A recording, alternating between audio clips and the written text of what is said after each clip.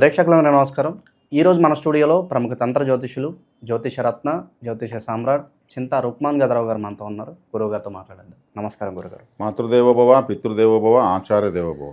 గురుగారు, కన్యా రాశి వారికి వాళ్ళ జాతకంతో సంబంధం లేకుండా వాళ్ళ ప్రజెంట్ ఉన్న జీవితం మెరుగుపడాలంటే ఎలాంటి జీవిత పరిహారాలు, ఆలయ పరిహారాలు చేసుకోవడం వల్ల ఏదన్నా వాళ్ళ జీవితంలో కష్టాలు ఉంటే వాళ్ళ జాతకంతో సంబంధం లేకుండా కాస్త అభివృద్ధి బాటలో పయనించే అవకాశం ఉంటుందంటారు గురుగారు? ఈ కన్యా రాశి వాళ్ళ గురించి మనం చెప్పుకోవాలంటే కాలపురుషులకు 6వ రాశి. ఈ కన్యా రాశిలో జన్మించిన వాళ్ళకు కడుపుకు సంబంధించిన దోషం ఖచ్చితంగా ఉంటుంది. నొప్పి రావడము, గ్యాస్ట్రిక్ ప్రాబ్లము, అజీర్ణము, లివర్ ప్రాబ్లము, మలబద్ధకము ఏదో ఒకటి ఉండేదానికి అవకాశం ఉంటుంది. ఇది దిస్వభావ రాశి. వీళ్ళు చాలా సున్నితమైన వాళ్ళు. సంతోషం వచ్చింది ఎక్కువ వచ్చేస్తుంది, బాధ వచ్చింది ఎక్కువే వచ్చేస్తుంది, తక్కువ ఏది రాదు. ఏదన్నా కొంచెం అట్టానే అనగానే ఏడ్చేస్తారు. కన్య అంటే పరిపక్వతకు అపరిపక్వతకు మధ్యన ఉన్నటువంటిది అని అర్థం. అంటే మెచ్యూరిటీ లెవెల్స్ ఉంటాయంటే ఉండవు, అన్మెచ్యూర్డ్గా ఉంటారంటే అట్టా ఉంటారు. కాబట్టి చాలా సున్నితంగా ఉంటారు. ఉత్తరా నక్షత్రంతో ఈ రాశి స్టార్ట్ అవుతుంది. ఉత్తర సూర్యగ్రహానికి ప్రారంభమే సూర్యుడిది. కాబట్టి వీళ్ళ ప్రిస్టేజ్ చాలా ఎక్కువ. ఈ రాశిలో అమ్మాయిలు పుడితే తండ్రి సైడ్ అంటే అమ్మగారి కుటుంబం నుంచి వీళ్ళకి కొన్ని సమస్యలు ఖచ్చితంగా ఉండే తీరుతాయి. కాబట్టి వీళ్ళు పౌరుషానికి ప్రాధాన్యత ఎక్కువ ఇస్తారు. అదేవిధంగా తాము తప్పు చేసినా ఒప్పుకుంటారు, నా తప్పు అని. ఎదుటి వాళ్ళు తప్పు చేసినా ఒప్పుకోరు, నీ తప్పు, గట్టిగా పట్టుకుంటారు. అది అద్భుతమైనటువంటి క్వాలిటీ. ఈ కన్యా రాశి దిస్వభావ రాశి కాబట్టి ఎక్కువగా పొగడ్తలకు పొంగిపోతారు. సూర్యునికి సంబంధించిన రాశితో నక్షత్రంతో ప్రారంభమవుతుంది కాబట్టి ఈ రాశి వాళ్ళు ఎక్కువ సందర్భాల్లో ఇతరుల కోసం, ఇతరుల అవసరాల కోసం బలైపోతారు. అంటే సూర్యుడు కాబట్టి పొగిడితే చాలు వీళ్ళు హామీలు ఇచ్చేస్తారు, నేనున్నా నీకు ఎందుకనేసి. ఆ దాంట్లో వీళ్ళు బోల్తా కొడేస్తారు. అది కొంచెం వీళ్ళు చూసుకోవాలి. ఈ రాశికి లాభస్థానాన్ని బలపరచుకుంటే కర్కాటక రాశిని బలపరచుకోవాలి. కర్కాటకం అంటే కాలపురుష 4వ స్థానం. 4వ స్థానం అంటే మాతృస్థానం అని అర్థం. కాబట్టి వీళ్ళకు ఈ కర్కాటక రాశికి సంబంధించి యాక్టివేషన్ ఎలా చేసుకోవాలంటే, కర్కాటకంలో నడి నక్షత్రము అంటే మధ్య నక్షత్రము, వీళ్ళకు పునర్వసు, పుష్యమి నక్షత్రం. పుష్యమి నక్షత్రాన్ని వీళ్ళు బలపరచుకోవాలి. పుష్యమి అంటే చెప్పాలంటే అది సిద్ధ గురువుల క్షేత్రం, సిద్ధ మండలం అని చెప్తారు. పుష్యమి నక్షత్రంలో గురువే బృహస్పతి గురువు జన్మించాడు. పుష్యమి నక్షత్రం అంటే తల్లి యొక్క గర్భ సంచి అని కూడా తెలియజేస్తారు. అందుకే మాతృస్థానము అది. అందుకే పుష్యమి నక్షత్రం గర్భసంచి కాబట్టే పుష్యమి నక్షత్రంలో గురువు ఉచ్చస్థితి పొందుతాడు. గురువు సంతానకారకుడు. మాతృగర్భము, మాతృస్థానము, సంతానకారకుడు గురువు పుష్యమి నక్షత్రంలో ఉచ్చస్థితి పొందుతాడు. కాబట్టి వీళ్ళు ఈ పుష్యమి నక్షత్రము అన్ని నక్షత్రాలు చాలా శుభస్కరమైన నక్షత్రం. ఒక వివాహం తప్ప అన్నీ చేస్తారు, దాంట్లో వివాహం మాత్రం చేయకూడదు. పునర్వసు పుష్యమి నక్షత్రంలో వివాహం చేయకూడదు. పునర్వసు నక్షత్రం, పుష్యమి నక్షత్రం. పుష్యమి, పునర్పు దోషము అంటారు, పునరపు దోషము అంటారు. ఇప్పుడు పునర్వసు నక్షత్రంలో వివాహం చేయకూడదు. పుష్యమి నక్షత్రం చేస్తే మళ్ళీ పునర్ అంటే మళ్ళీ అవుతుంది, పునఃప్రవేశం, పునర్దర్శనం అంటారు కదా. ఈ పునర్వసు పుష్యమి నక్షత్రాల్లో పెళ్ళిళ్ళు చేయకూడదు. చేస్తే మళ్ళీ అదే జరుగుతుంది, పునర్దర్శనం ఆ కార్యాన్ని చూస్తారు. కాబట్టి మిగతా అన్ని కార్యక్రమాలు చేయొచ్చు, అంత గొప్పది పుష్యమి నక్షత్రం. కాబట్టి వీళ్ళు సిద్ధ గురువులు అన్నాను కాబట్టి సిద్ధ గురువులు మొత్తం హిమాలయ గురువులు అందరూ ఉంటారు. ఒక 20, 30, 50 మంది ఉంటారు. ఒక ఫోటో ఉంటుంది, దాన్ని తెచ్చి ఇంట్లో పెట్టుకోవచ్చు. 11వ స్థానానికి సంబంధించినటువంటి యాక్టివేషన్ చిత్రం అది. కాబట్టి 11వ స్థానం అంటే ఈ సిద్ధ గురువుల యొక్క నక్షత్రం అన్నప్పుడు, ఈ పుష్యమి నక్షత్రం అన్నప్పుడు ఈ పుష్యమి నక్షత్రం సంబంధించి ఆరాధన వీళ్ళు చేస్తే యాక్టివేషన్ జరుగుతుంది. కాబట్టి వీళ్ళు చేసుకోవాల్సినటువంటి పరిహారం ఇది. ఏది? ఈ రాశి వాళ్ళు, కన్యా రాశి వాళ్ళు సిద్ధ గురువుల ఆరాధన చేసుకుంటే చాలా మంచిది. అదేవిధంగా ఇక తీసుకుంటే ఈ రాశికి వైద్య సేవ కింద తీసుకుంటే పుష్యమి నక్షత్రం గర్భసంచి అని చెప్పాను. గర్భవతులు అంటే ప్రసూతి హాస్పిటల్ ఉంటుంది, కానుపులు జరిగే హాస్పిటల్, అటువంటి చోట ఏదైనా వీళ్ళు సేవ చేయొచ్చు. కొంతమంది ఆటోల పైన రాసుంటారు, డెలివరీకి ఉచితంగా మేము ఆటో తెస్తాము, కానుపులకు ఉచితం మా ఆటో అని. అంటే ఒక పేద ఇంటి వాళ్ళు హాస్పిటల్కి వెళ్ళాలంటే డెలివరీకి ఆటోలో ఫ్రీగా తొలకెళ్తామని. అది మంచి సేవ అది.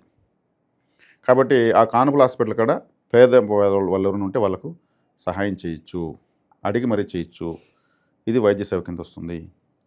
అటువంటి హాస్పిటల్ కాడ ఏదైనా చంద్రుడు అంటే ఏమి, పాలు, పాల పదార్థాలు, ఫుడ్డు, వాటరు, కర్కట జలరాశి, ఫుడ్డు ఆడ దానం చేయొచ్చు. అదేవిధంగా తెల్లటి బట్టలు ఎవరు వేసుకుంటారు, నర్సులు, చంద్రుడిలాగా, చంద్రుడు రాశి అది, వాళ్ళకు కూడా ఏదైనా సేవ చేయొచ్చు, సహాయం కాదు, వాళ్ళందరికీ సహాయం చేస్తుంటారు వచ్చిన పేషెంట్లను తీసుకొని. కాబట్టి ఈ కారకత్వాలు చేసుకోవడం వల్ల కన్యా రాశి వాళ్ళకి లాభస్థానం యాక్టివేట్ అవుతుంది. అన్నదానము, సిద్ధగురుల ఫోటో పెట్టుకోవడము, గర్భిణీ స్త్రీలకు డెలివరీ అయిన తర్వాత కూడా పేద ఇంటి వాళ్ళకు, చిన్న బిడ్డ తల్లకు కూడా మనం సేవ చేయొచ్చు, సహాయం చేయొచ్చు. దీనివల్ల 11వ స్థానం యాక్టివేట్ అవుతుంది. ఇక ఈ రాశిలో ప్రారంభమైన ఉత్తర నక్షత్రానికి 6వ నక్షత్రం అంటే సాధన తార. ఉత్తర, హస్త, చిత్త, స్వాతి, విశాఖ, అనురాధ నక్షత్రం. అనురాధ నక్షత్రాన్ని వీళ్ళు బలపరచుకోవాలి, అనురాధ ఫాలో అవ్వాలి. అనురాధ నక్షత్రం సాధన తార కూడా అనురాధ నక్షత్రం రోజు మీరు ఏమన్నా చేసుకోవచ్చు. అనురాధ నక్షత్రం అంటే తామర పువ్వు. తామర పువ్వు ఎక్కడ పుడుతుంది, బురదలోనే పుడుతుంది. నేనేం చెప్పాను, అనురాధ నక్షత్రం అంటే ఇంతకుముందు వీడియోలో డ్రైనేజీ, సెప్టిక్ ట్యాంకు, బాత్రూము, అశుద్ధము అని చెప్పాను. తామర పువ్వు కూడా అశుద్ధంలోనే పుడుతుంది, కానీ దాని సృష్టికర్త బ్రహ్మదేవుడు కూర్చుంటాడు. కాబట్టి తామర పుష్పంలో ఉన్న దేవతలు సరస్వతీదేవి, లక్ష్మీదేవి, బ్రహ్మదేవులు లాంటి ఫోటోలు వీళ్ళు ఆరాధించవచ్చు. అనురాధ నక్షత్రం రోజు వీళ్ళు ఏ ముఖ్యమైన పనిని చేసుకోవచ్చు. అది వీళ్ళకు 6వ నక్షత్రాన్ని యాక్టివేట్ చేసుకున్నటువంటిది. అదేవిధంగా వీళ్ళ ఇంట్లో బాత్రూమ్ వీళ్ళే శుభ్రం చేయొచ్చు. 6వ నక్షత్రాన్ని వీళ్ళే శుభ్రం చేసినట్టే. లెటిన్ బేషన్ నీట్గా ఫినాయిల్ యాసిడ్ వేసి క్లీన్ చేయొచ్చు. వీళ్ళు 6వ నక్షత్రం లెటిన్ బేషన్. అదేవిధంగా 6వ నక్షత్రం కాబట్టి ఫైల్స్, ఫిష్లా ఉన్నటువంటి వాళ్ళకి ఏదైనా వీళ్ళు హెల్ప్ చేయొచ్చు, మెడిసిన్స్ తీసివచ్చు. తర్వాత హస్త నక్షత్రం. హస్త నక్షత్రానికి 6వ నక్షత్రం ఏది, అనురాధ జ్యేష్ఠ నక్షత్రం. జ్యేష్ఠ నక్షత్రం అంటే ఇంద్రుడు, దేవేంద్రుడు దానికి అధిపతి. జ్యేష్ఠ నక్షత్రం అంటే వర్షము. కాబట్టి వీళ్ళు వర్షంలో తడవచ్చు, హ్యాపీ. వీళ్ళకు 6వ నక్షత్రం యాక్టివేట్ అవుతుంది. జ్యేష్ఠాదేవిని ఆరాధించవచ్చు. ఇప్పుడు హైదరాబాద్లో అయితే పెద్దమ్మ తల్లి జ్యేష్ఠాదేవి అంటే. అదే తమిళనాడు కంచి దగ్గర జ్యేష్ఠాదేవి ఆలయం ఉంది డైరెక్ట్గా, కొన్ని వేల సంవత్సరాల ముందు కట్టిన ఆలయం అది. స్వయంగా జ్యేష్ఠాదేవి వెలిసిన ఆలయం. జ్యేష్ఠ నక్షత్రం రోజు జ్యేష్ఠాదేవి ఆలయానికి వెళ్ళి చక్కగా దర్శనం చేసుకుని వస్తే అక్కడ కూర్చొని వస్తే చాలు, దీపాలు పెడేసి చక్కగా 6వ నక్షత్రం యాక్టివేట్ అయిపోతుంది. అది 27 రోజులకు ఒకసారి వస్తుంది. చక్కగా టూర్ వెళ్ళినట్టు వెళ్ళి చక్కగా జ్యేష్ఠాదేవిని దర్శించుకొని రావచ్చు. జ్యేష్ఠ నక్షత్రంలో ఏదైనా ముఖ్యమైన పని చేసుకోవచ్చు. తర్వాత చిత్తా నక్షత్రం. చిత్తా నక్షత్రానికి మూల నక్షత్రం సాధన తార. విఘ్నేశ్వర ఆరాధన ఎక్కువ చేసుకోవచ్చు. వినాయకుడికి ఏది నైవేద్యమైనా పెట్టి ఆరాధించవచ్చు. మూల నక్షత్రంలో ఏ పనైనా చేసుకోవచ్చు, సక్సెస్లోకి వీళ్ళు వెళ్ళిపోతారు. తర్వాత ఉత్తర నక్షత్రం వాళ్ళు, వీళ్ళకు ఫేవరెట్ అయినటువంటి గురువు, చంద్రుడు, అదేవిధంగా కుజుడు, వీళ్ళకి సంబంధించిన రంగులు, సంఖ్యలు వీళ్ళు వాడుకోవచ్చు. అంటే 7, 9, 3, 1 ఈ నెంబర్ని వీళ్ళు ఫాలో కావచ్చు.